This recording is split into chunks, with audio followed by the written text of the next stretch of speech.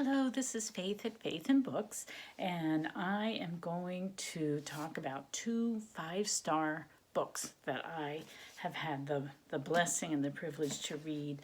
The first one I talked about a couple of times. It's the book by a collection of short stories by Isaac Bashevis Singer called A Day of Pleasure and Other Stories for Children.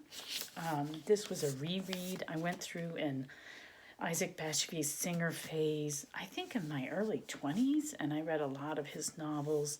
And then sometime later, I picked this up in a used bookstore, and I've read this before. So this was a reread, and I really enjoyed it.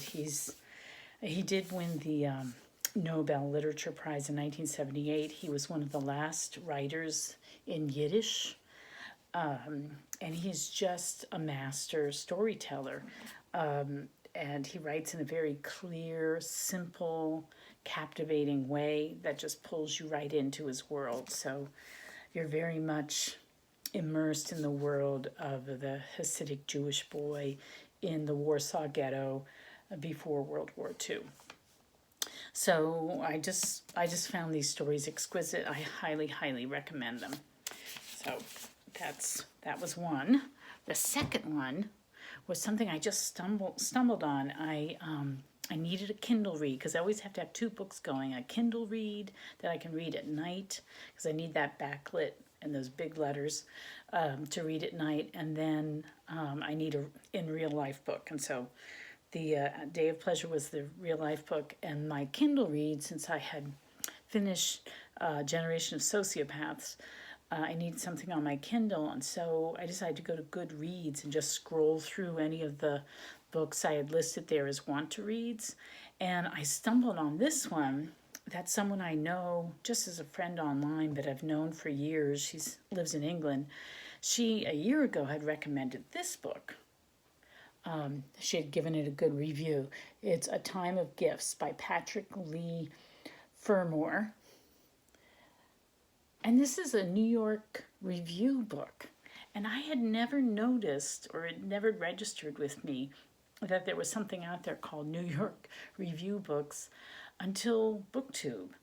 And so I didn't even realize at first that that's who published this. They've got all his books, and he's my new favorite writer. He's just amazing.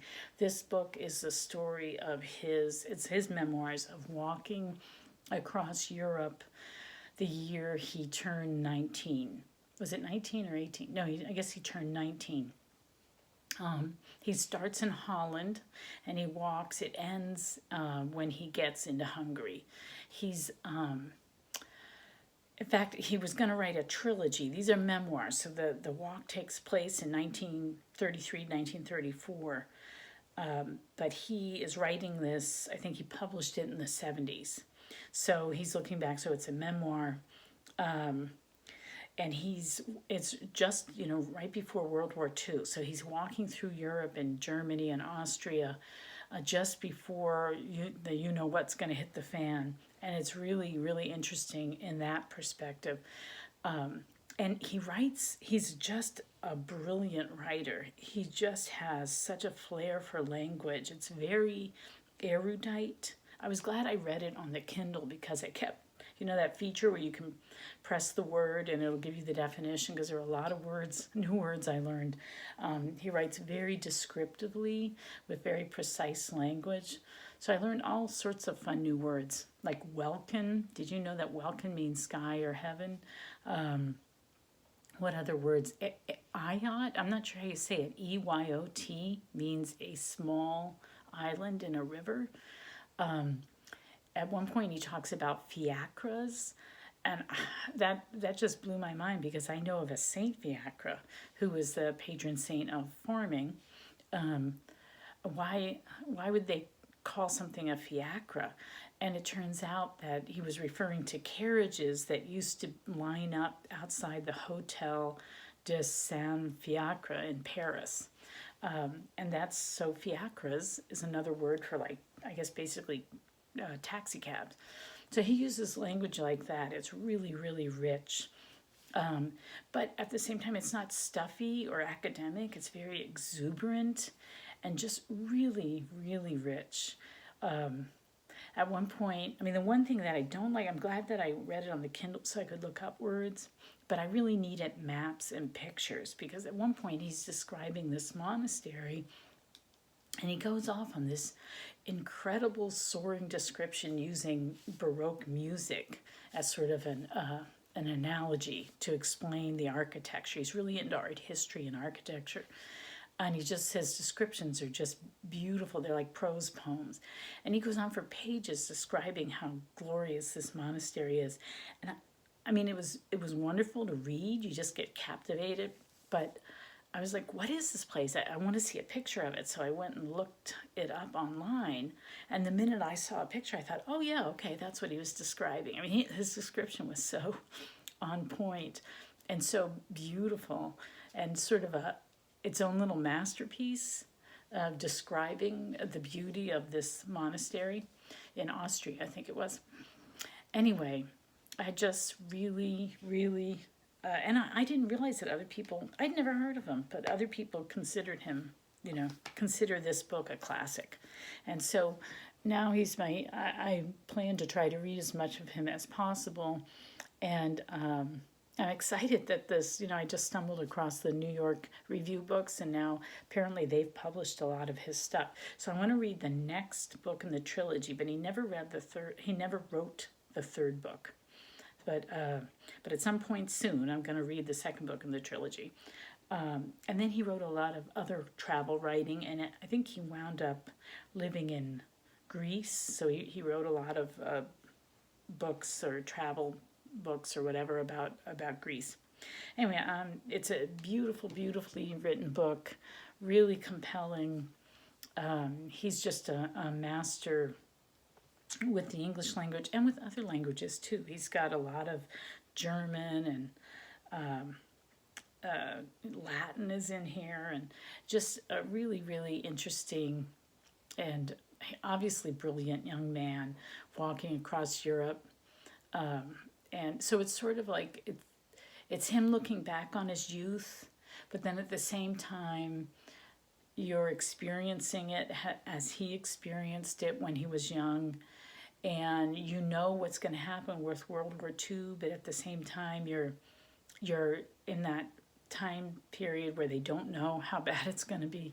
So there's many layers to it, and like I said, he's very into art and art history and architecture. So he's so happy to be he knows he's having the adventure of a lifetime. Although he goes on to have lots more adventures in his life, but this was the beginning of it, because he never did well in school.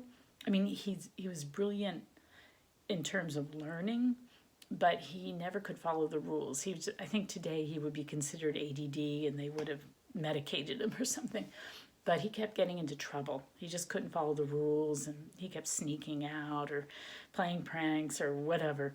And so he had a real hard time in school. So finally, this is when he's free. He's older and he's free, and he can just, it's amazing how learned he was, even though he had this very checkered education in terms of the institutional element. But he was a reader, and he loved language. He loved to learn. He was just just entranced by learning. He's in love with life, basically. So I highly, highly recommend this book, and I definitely give it 5 stars. And so those are my 2 books that I just read, which were wonderful. And I'm now going on to, I've already started this, Emile and the Detectives. I'm like halfway through. It's a cute little book. It's definitely for children. And I started I'm really getting into this pre-World War II era in Europe because of these 2 books, The Day of Pleasure and then A Time for Gifts. So I started reading The Rise and Fall of the Third Reich, which is pretty heavy going right before Christmas. But right now I'm just sort of following that rabbit trail. And really sort of immersed in this time. And even this book came out, and I'm kind of sad reading it because it's this delightful children's book, but it came out in 1929 in Germany, like the kid, Emile. He would be old enough to be drafted into the Nazi army, and this horrible thing is going to happen. Anyway, so it's all kind of sad, even as it's interesting and has an element of fun and everything to it. So that's it. I'm really busy because of the holidays and all sorts of things. So I haven't been posting or been able to post. I don't know when I'm next going to be able to post anything. So everybody have a. Christmas is getting closer. Hanukkah's getting closer. So I hope everyone's having a great time. And I guess I'll talk to you as soon as I can. Don't know when. Bye.